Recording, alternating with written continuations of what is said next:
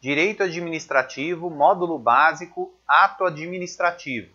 Continuando o estudo do Direito Administrativo, Módulo Básico, vamos começar a estudar os atos administrativos. E para isso, precisamos falar antes dos atos da administração, que é diferente dos atos administrativos.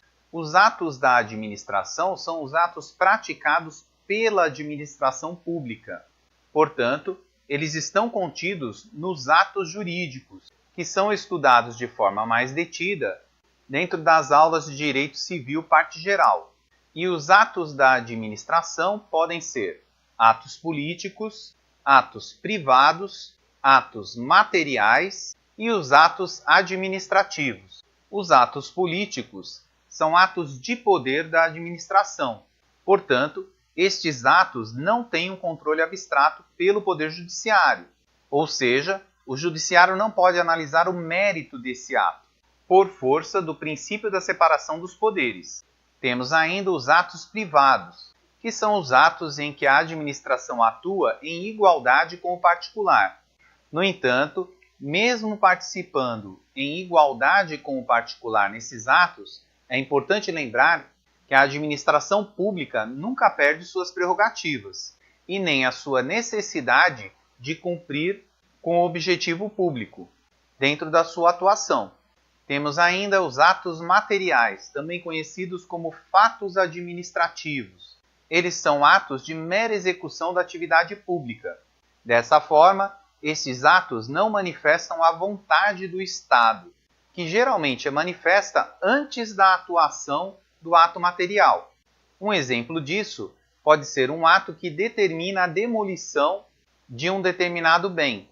Esse ato de determinar a demolição, ele contém a vontade da administração, o que é diferente do ato de demolir em si, que não contém qualquer vontade, é apenas um ato material.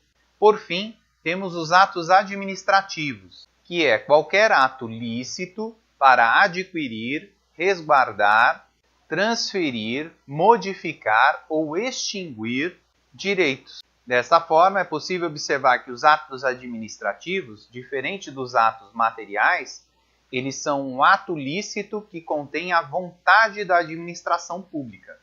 E em relação aos atos administrativos, podemos apontar as suas principais características, que é o fato desse ato ser realizado dentro da função administrativa. Esse ato também ele é regido pelo regime de direito público e, como acabamos de falar, ele é a manifestação de vontade do poder público. Temos também que apontar os atributos do ato administrativo. E nesse caso temos que o ato administrativo ele tem uma presunção de veracidade e legitimidade. E por força dessa presunção de veracidade, ele é verdadeiro até que se prove o contrário. Já em relação à presunção de legitimidade, determina que ele cumpriu todos os requisitos formais e materiais relacionados ao direito. Isso significa que a lei cumpriu os requisitos para entrar em vigor, respeitando o rito legislativo e estando com sua vigência em ordem. E, portanto, tanto a presunção de legitimidade como a presunção de veracidade, elas são presunções iuris tantum, ou seja, que são verdadeiras até que se prove o contrário, possibilitando dessa forma a inversão do ônus da prova a favor da administração pública. Outro atributo do ato administrativo é a autoexecutoriedade, que é a capacidade da administração pública, o poder dela, de executar uma ação sem intervenção judicial.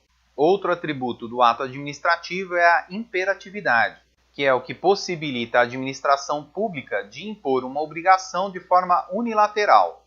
E essa imperatividade pode ser realizada por meio direto ou por meio indireto. Lembrando que tanto o meio direto como o meio indireto, eles se interrelacionam.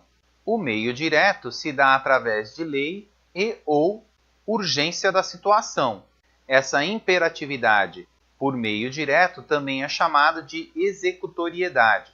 Observe que é diferente da autoexecutoriedade. E um exemplo disso pode ser o fechamento de uma loja pela vigilância sanitária, por estar, por exemplo, vendendo alimento estragado. Temos ainda a imperatividade por meio indireto, que é associada a uma ameaça de sanção.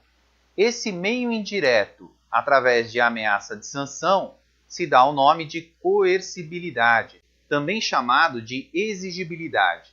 Um exemplo disso poderiam ser as multas que podem ser aplicadas ao particular, como uma multa de trânsito ou mesmo uma multa no caso de um estabelecimento comercial que não cumpre com as exigências sanitárias, mas que pode ficar aberto. Observe que existe uma diferença em relação a esses dois institutos. E é importante também perceber que tanto o meio direto como o meio indireto estão relacionados com a autoexecutoriedade, pois eles podem ser executados sem a intervenção judicial.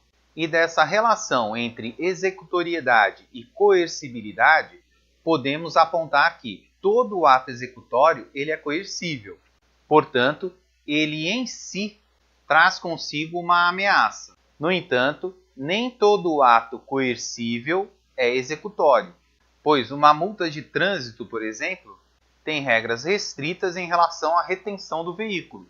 Dessa forma, a autoridade pública não pode reter o veículo independentemente da multa que aplicar. Ele deve seguir as regras dispostas na lei. E essa explicação nos traz a outro atributo do ato administrativo, que é a tipicidade, que diz que todo ato deve estar descrito em lei. No entanto, é importante tomar cuidado com essa afirmação, por força dos atos discricionários, que vamos estudar mais adiante, que dão uma determinada liberdade ao administrador na decisão que ele deve tomar. Entretanto, por força do princípio da legalidade administrativa, todo o ato deve estar descrito em lei, ainda que ele seja amplo o suficiente para permitir a discricionariedade. Afinal, conforme vimos no princípio da legalidade administrativa, a administração somente fará aquilo que está determinado em lei.